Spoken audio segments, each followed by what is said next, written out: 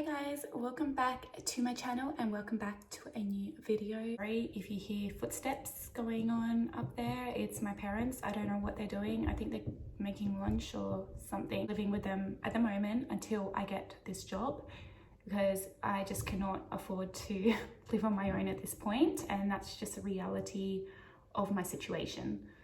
Okay, so first of all, when I was in Abu Dhabi, I was applying for every single airline under the sun. A lot of searching, and I did get almost scammed once. If you want to hear that story, then stick through to the end. Abu Dhabi, no airlines were getting back to me at all, which was really frustrating.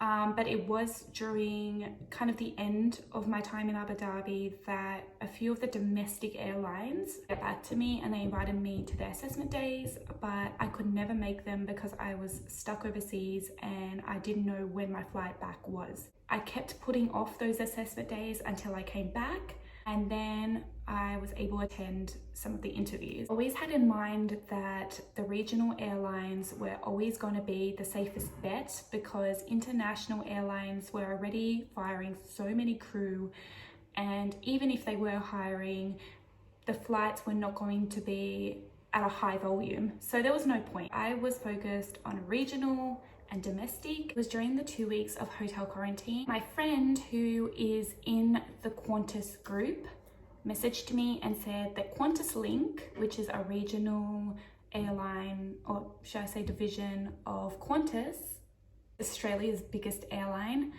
were only hiring internally. So I kept my eye on the prize, and Qantas Link was what I wanted the most because Qantas has always been, since I was a little girl, my favorite airline out of all of them. Maybe because I'm from Australia, but just the warmth and the service they offer on board, it's just the heart of Australia, and I've always had a soft spot for this airline. See, there was an opening, I applied. I attended the assessment day, and this was invite only, which I was waiting for so long. It was taking so long for them to get back to me after initially doing the online interview. But once I was invited and once I went, I had a very good feeling about it. The moment I arrived, I was smiling, I was talkative to the other candidates, and I was very switched on. I didn't look at my phone at all. I didn't allow myself to get distracted. And I asked the necessary questions to show my interest in the company and also to find out more about the company, because when you're going for an interview, it's very important that as they interview you, you interview them to ensure that you are the right fit and that they are the right fit for you also. So that's just a tip. Okay, so you're probably wondering how many people got through. So when I asked this question during the assessment day, they said that within Victoria alone, which is the state I live in, they would be hiring 10 people. And at this assessment day, yeah, there were about 20 people. So that means that 10 people didn't get through. Very good feeling about it. And luckily I got through it. It was actually on my birthday. The next day I got the email to proceed.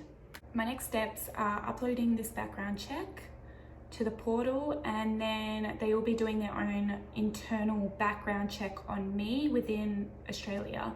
The background check I'm waiting on is the one from Abu Dhabi. I'm excited to be becoming a cabin crew again. The next steps in the recruitment process are like a fitness test and medical checks. They want to ensure that you are healthy and fit enough for this role. How you can become a cabin crew in 2021. First tip is to go on Google and search for airline jobs, obviously, but beware of scams because there are so many lurking around. Scam that I almost fell for but didn't. There's a private jet basically hire me straight away, knowing me, without knowing anything about me. And they were so keen to have me work for them, and this was based in Austria. And I got really excited at first, but then I realized something was wrong. So number one was I'd never heard of this company and I didn't even remember applying. But the reason I kind of got excited was because I knew that I had applied for so many private jets. So not remembering that I applied for them was not a red flag, because I already applied for so many and I couldn't remember how many I was applying for. I looked at the email address and it was Globe Air, which is a real private jet, but it was Globe Air with a double R at the end.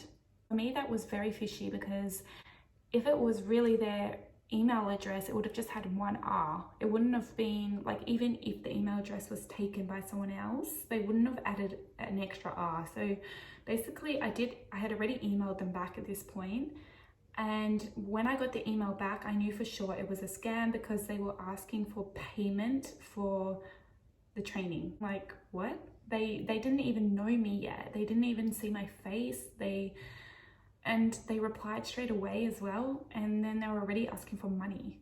Another way I knew that it was a scam was researching the company and finding out that they don't actually have cabin crew. There's such a small little private jet that they don't have cabin crew at all. And I even emailed the company itself and I asked them about that, and they said they're not hiring because they don't even have flight attendants. So do make sure that you are going to legit websites, and if you are suspicious about the airline you are applying for, you can always do another Google search and you can look at the emails and just trust your gut instinct. Also, if they do ask for money for the training, then don't pay it and just put them in your spam folder and report them if you can. That's exactly what I did. I don't know which country you're from, but do look at the regional domestic airlines, because while international travel is a big no-no at this point, domestic regional is blooming. At least it is in Australia. Make that call based on which country you're in, and you know the situation better than me, but do look at those regional domestic airlines. If you do want to apply for an international airline, then keep your eye on the official careers websites of those airlines. And I believe that they will be hiring by the end of this year. So keep your eye out on that. And you can even sign up for email alerts so that they will inform you if they are hiring. In time, work on your personal attributes and skills that will really help when it does come to applying. So maybe learn another language, get a little bit fitter, work on just building up your self-confidence, and you will be so much more prepared and it finally comes to that time. I hope you guys enjoyed this video. I hope you got something out of it. If there's any questions, please leave them down below. If there's any more videos that you want to watch on this topic, also let me know, or if there's any suggestions for new videos, comment below and I'll try my best to do that for you.